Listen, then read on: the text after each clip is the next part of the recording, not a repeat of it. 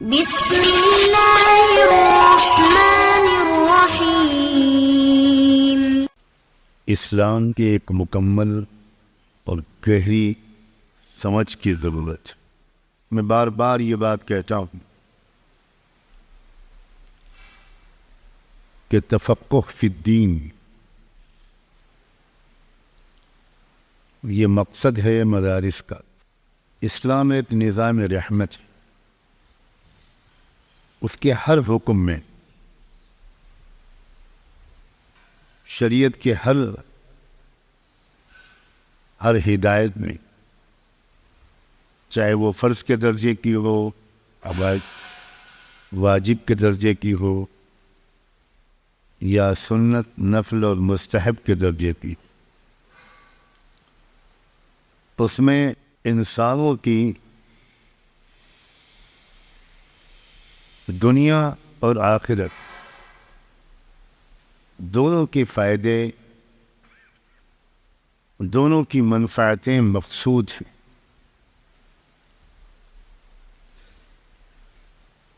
شریعت انسانوں پر کوئی بوجھ نہیں، جیسے تندرستی کے لیے، بیماریوں سے بچنے کے لیے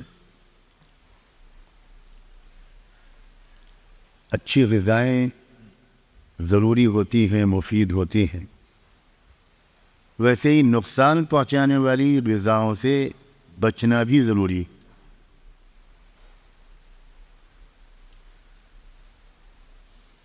اور نقصان پہنچانے والی غذاؤں سے جب کسی کو روکا جاتا ہے تو وہ اس روکنے کو اپنے ساتھ خیرخواہی ہی سمجھتا ہے، ظلم نہیں سمجھتا۔ ویسے ہی انسانوں کا شفیق پروردگار جب انسانوں کو بہت سے کاموں سے روکتا ہے، جھوٹ سے، بد نظری سے، گندی غیر اخلاقی کاموں سے، فضول خرچی سے،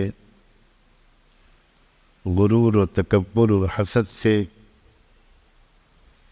کنجوسی و تنگ نظری سے، اور ان جیسی بہت سی چیزوں سے جب انسانوں کا بہت محبت کرنے والا مالک انسانوں کو روکتا ہے تو یہ انسان کی خیرخواہی کے لیے روکتا ہے۔ اور سمجھدار وہ انسان ہے جو ان پابندیوں کو خوشی کے ساتھ قبول کرے، یہ نہ سوچے کہ بھئی اسلام تو بڑا مشکل ہے، بڑی پابندیاں۔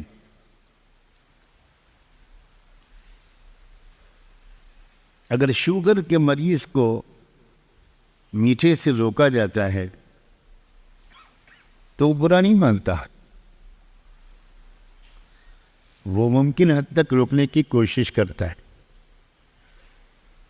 اور خود فائدہ ڈاکٹر کو، حکیم کو نہیں ملے گا، اسی مریض کو ملے گا۔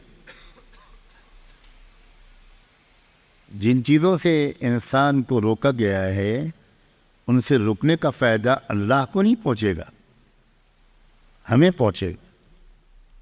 شریعت سراپا رحمت ہے، اول سے آخر تک، اپنی اور پورے سماج کی خیرخواہی کا شاندار مجموعہ ہے شریعت۔ نوجوانی کی عمر میں اکثر نوجوانوں کو یہ محسوس ہوتا ہے کہ بھئی یہ بڑا مشکل ہے، یہ بڑا مشکل ہے، اس گناہ سے رکنا بہت مشکل ہے۔ یہ سمجھائیں،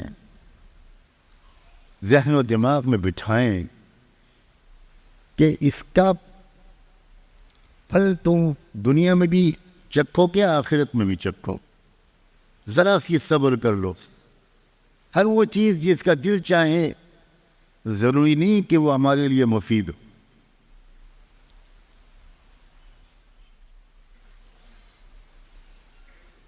شریعت کو اس طرح پڑھنا چاہیے کہ وہ لگے ہم کو کہ یہ ایک ایک جزیہ، ایک ایک مسئلہ انسانوں کے ساتھ اللہ کے پیار کا ایک الگ ثبوت ہے، اللہ کی رحمت کا ثبوت ہے۔ کتاب الطہارہ پڑھاؤ اور پڑھو تو طہارت اللہ کا ایک تحفہ ہے انسانوں کے لیے۔ کتاب الاجارہ، کتاب البیوع، کتاب الجنایات، کتاب الحدود، کتاب الصلاۃ، کتاب الزکوٰۃ، کتاب الجہاد، ہر حکم اللہ کی اس محبت کا ثبوت ہے جو اللہ کو اپنے بندوں اور بندیوں سے، یہ حکم اللہ کا، یہ حکم اللہ کا، یہ حکم اللہ کا، اس طرح پڑھاتے ہیں کہ ایسا معلوم ہوتا ہے کہ جیسے اللہ تعالیٰ نے انسانوں کو جکڑ رکھا، ان کی آزادی چھین رکھی، خاص طور پر اس زمانے میں جبکہ بے حدود و قیود آزادی کا شوق دنیا کے انسانوں کو آ گیا، اور اتنا پروپیگنڈا ہوا ہے آزادی کا کہ اچھے اچھوں کے ذہن میں آنے لگا کہ یار واقعی شریعت نے تو ہم کو بہت پابند کر دیا ہے۔ میں کہا کرتا ہوں کہ بھئی آزاد ہیں آپ تو دو پیروں پر کیوں چل رہے ہیں؟ جناب کلب کی طرح چلیے، آزاد ہیں آپ آزاد ہیں۔ اس نے آپ سے کہا ہے کہ آپ دو پیروں پر چلیں، آپ آزاد ہیں، تو یہ کپڑے پہننے کو کس نے کہا؟ آزاد۔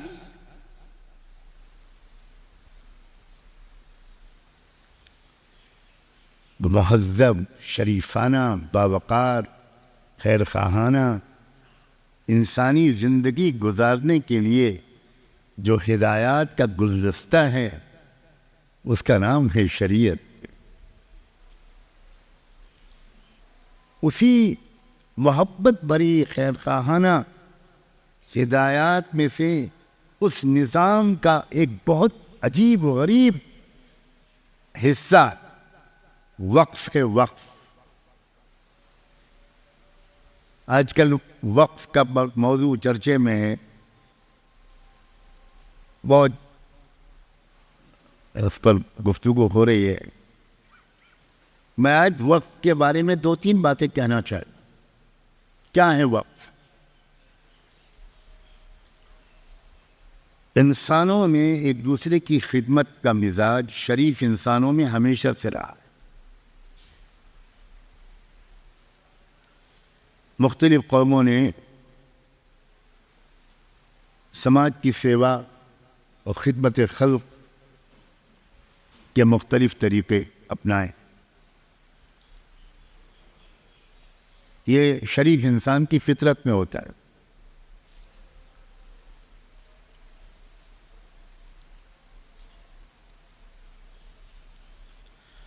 اور اس کے لیے عام طور پر جو طریقہ رہا ہے وہ یہ کہ آپ کے پاس جو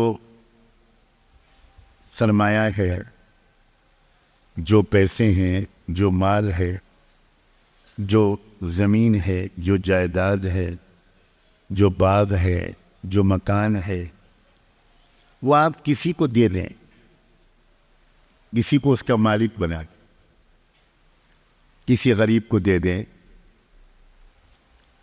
ہدیہ کر دیں، صدقہ کر دیں،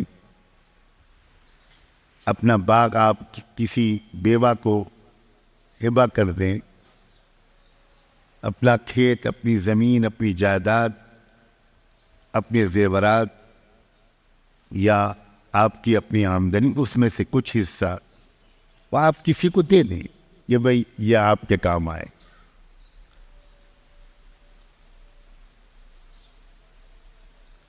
اس میں یہ ہوتا ہے، یہ ایک میں فائدے بھی بہت ہے کہ اس آدمی کی ضرورت پوری ہو جاتی،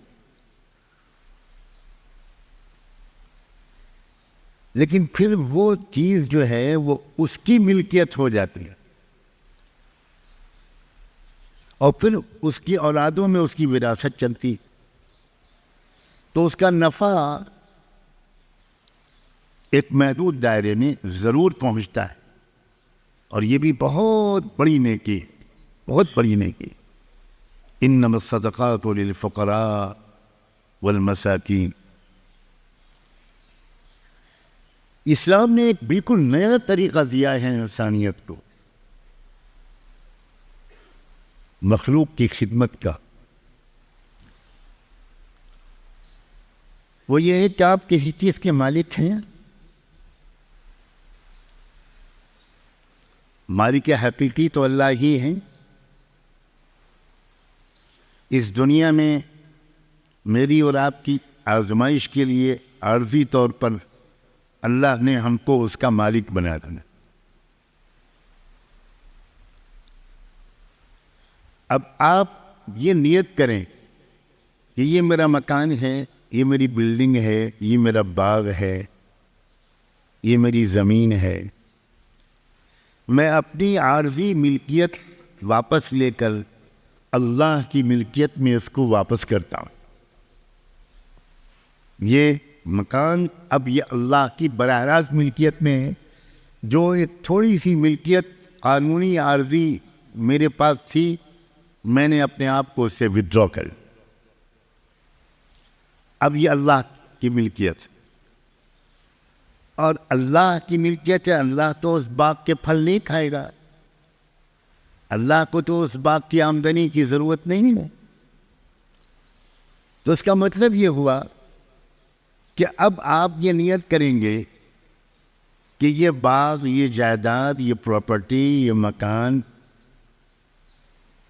یہ اللہ کے بندوں کے کام آئے گا، اللہ کی بندیوں کے کام آئے گا۔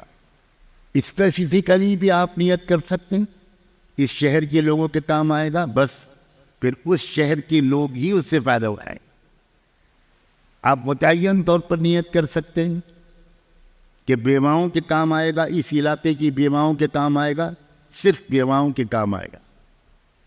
یتیم بچوں کی پرورش اور تعلیم کے لیے آپ نے یہ جائیداد وقف کی ہے، تو پھر آپ کی نیت کے مطابق اس علاقے کے یتیم بچوں ہی کے کام وہ جائیداد قیامت تک جب تک وہ رہے گی، اس کی پیداوار اور آمدنی یتیم بچوں کے کام آئے گی۔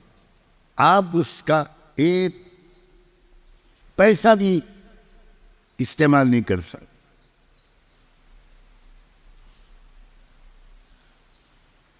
آپ نے ایک کنواں کھدوایا، اور کنواں کھدوا کر آپ نے اس گاؤں کے لوگوں کے لیے وقف کیا۔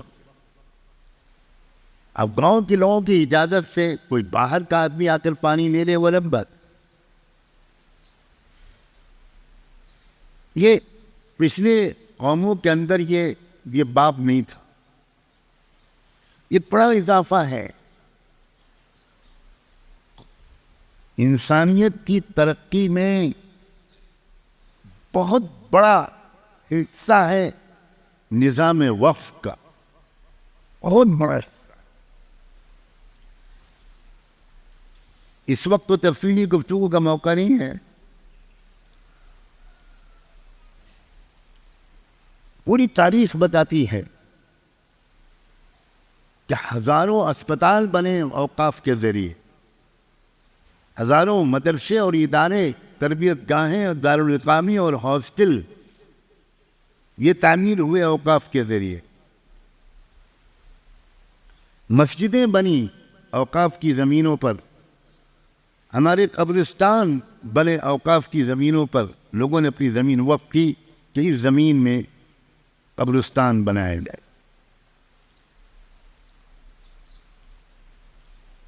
ایک عجیب نظام ہے کہ سماج کی ترقی کا دار و مدار صرف حکومت پر نہ ہو، سماج کے شہری اپنی ترقی میں خود حصہ لیں، ان کا کنٹریبیوشن ہو۔ بہت خوبصورت اضافہ ہے۔ اور جب تک مسلمانوں نے یہ رواج باقی رکھا کہ فیاضی اور سخاوت کے ساتھ اللہ کے دیے ہوئے مال کو مختلف شکلوں میں لوگوں کی سہولت کے لیے، آرام و راحت کے لیے، سماج کی ترقی کے لیے اپنی جائیداد کو وقف کرتے رہے، باغوں کو، زمینوں کو، کھیتوں کو، مکانات کو، پورے پورے گاؤں لوگوں نے وقف کیے. اس سے اتنی تیز رفتار ترقی ہوئی ہے انسانیت کی. میں اس سے پہلے بارہا کہہ چکا ہوں کہ ہزار سال سے دنیا چل رہی تھی، لیکن جو انسانوں کی دنیاوی ترقی سیدنا محمد الرسول اللہ کے بعد ہوئی ہے، وہ دنیاوی ترقی اس سے پہلے کی لاکھوں سال میں نہیں. وما ارسلناک الا رحمۃ للعالمین. اخلاقی اور دینی ترقی تو سب جانتے ہی ہیں، مانتے ہو یا نہ مانتے ہو. پوری تہذیبوں کی اور قوانین کی تاریخ میں وقت کا تصور کبھی نہیں تھا.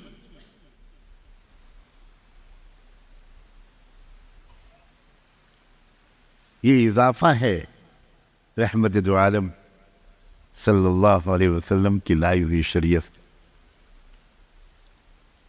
انسانوں کی خدمت کے لیے اتنا وقف کیا گیا اسلامی تاریخ میں.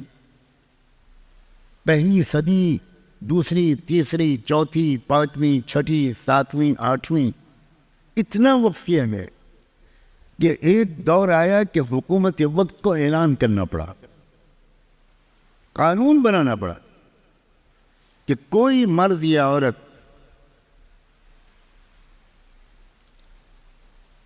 سرکاری دفتر سے مشورے کے بغیر اپنی کسی جائیداد کو وقف نہ کرے. یہ پابندی لگانی پڑے. آج تو یقین ہی نہیں آئے گا. آج تو مسلمان ہی وقف شدہ جائیدادوں کو لوٹ رہے ہیں، ان کو بیچ رہے ہیں، ان پر قبضے کر رہے ہیں، قبرستانوں کی زمین میں ٹاور بنا رہے ہیں.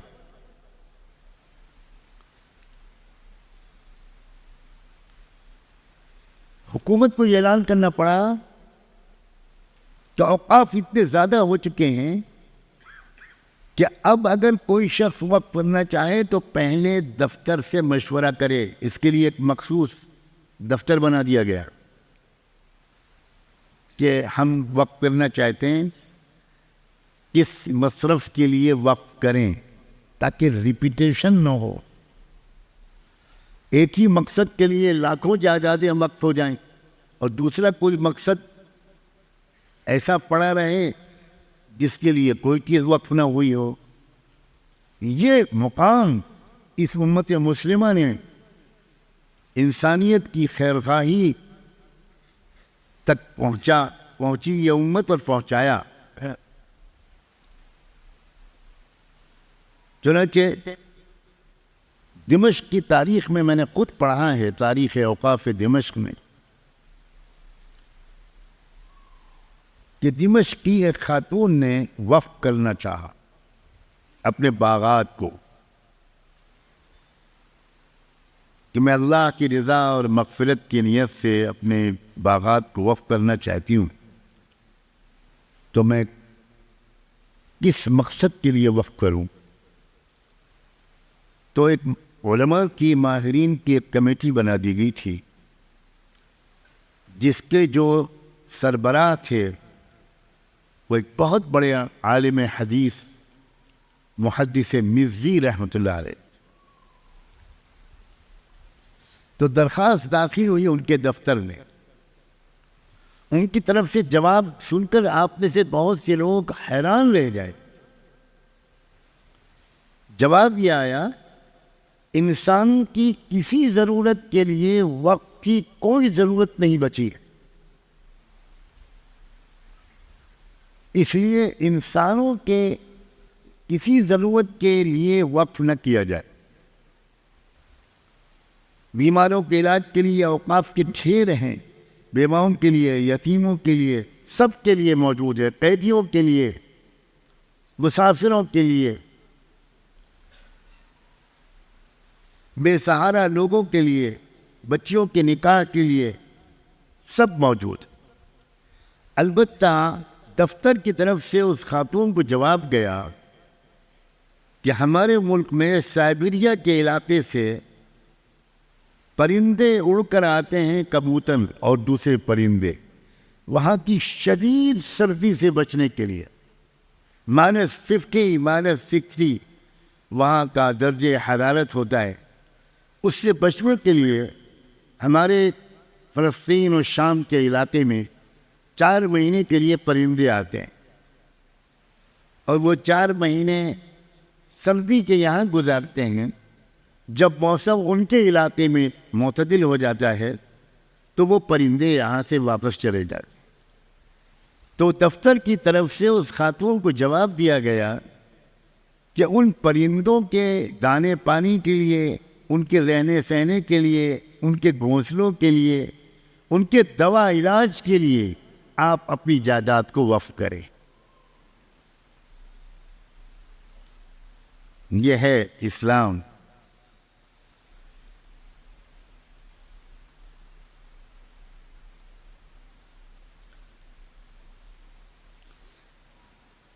بعض لوگوں کی درخواست کے جواب میں یہ جواب آیا کہ آدھی مملکت میں نالیاں کھد گئی ہیں، پانی سڑکوں پر نہ آئے، گندگی کچرا نہ ہو، تو وہ ڈرینیج سسٹم بنا دیا گیا ہے بغداد میں اور تمام شہروں میں، تو پانی کا بہاؤ، گھروں کا پانی، استعمال شدہ پانی وہ جا رہا ہے نالیوں میں، لیکن بہت سے شہروں میں ابھی نالیوں کا کھدنا باقی ہے۔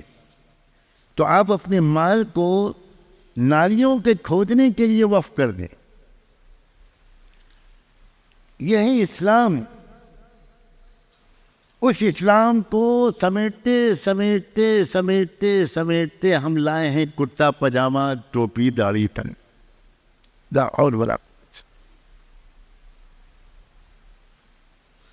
اس اسلام کو فتووں کا مجموعہ ہم نے بنایا، دھمکیوں کی آواز اسلام کو بنا دیا ہے۔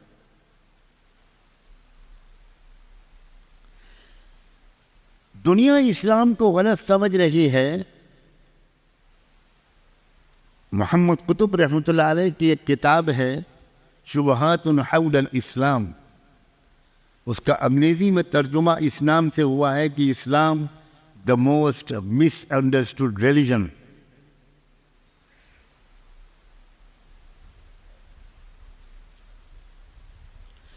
دنیا اسلام کو صحیح نہیں سمجھ پا رہی، لیکن میں پوچھتا ہوں کیا مسلمان اسلام کو صحیح سمجھ رہے ہیں؟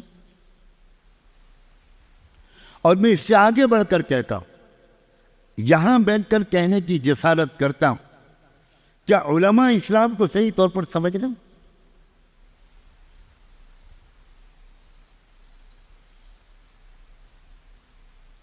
کیا ایک پڑھے لکھے آدمی کو ہمارے جیسے آج کے مولوی کی تقریر سن کر یہ لگتا ہے کہ موجودہ دنیا کی مہنگائی کا علاج اسلام ہے، ذخیرہ اندوزی کا علاج اسلام ہے، بے روزگاری کا علاج اسلام ہے، آپس میں نفرت اور بے اعتمادی کا علاج اسلام ہے، ملکوں کے اندر پرامن بقائے باہمی پیسفل کو ایگزسٹنس کا ماحول بنانے کا واحد راستہ اسلام ہے؟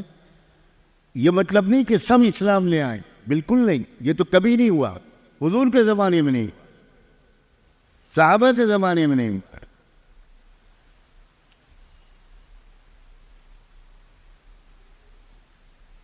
لیکن تمام شہریوں کو امن ملا، تمام شہریوں کو باعزت زندگی ملی اپنے مذہب پر رہتے ہوئے۔ کسی چرچ کو ہاتھ نہیں لگایا گیا، مسلمانوں نے چرچ کی حفاظت کی اور کھلی اجازت دی کہ گرجا گھر جانے والے کرسچنز وہ آرام کے ساتھ اپنی عبادت کے اوقات میں گرجا گھر جائیں۔ سخت ہدایات دی گئیں کہ کسی گرجا گھر کو نقصان نہ پہنچے، کسی مندر کو نقصان نہ پہنچے، کسی گرودوارے کو نقصان نہ پہنچے۔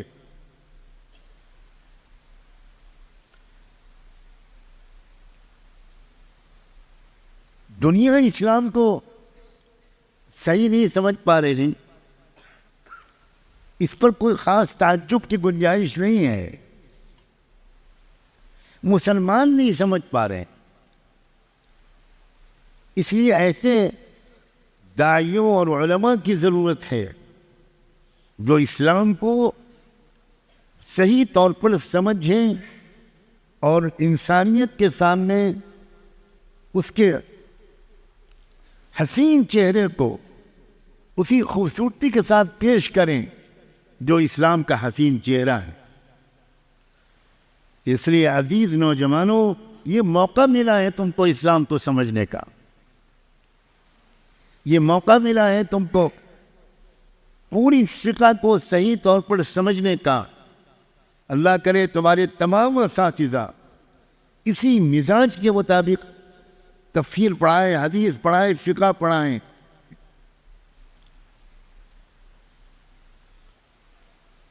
نظام رحمت ہے، پیام رحمت ہے۔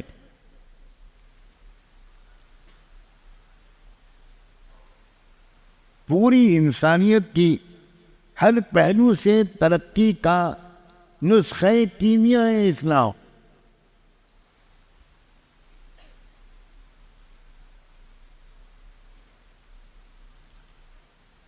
آج دنیا میں جس طرح اسلام کو سمجھا جا رہا ہے، اس کی وجہ سے دنیا اسلام سے نفرت کر رہی ہے، مسلمانوں سے نفرت کر رہی ہے۔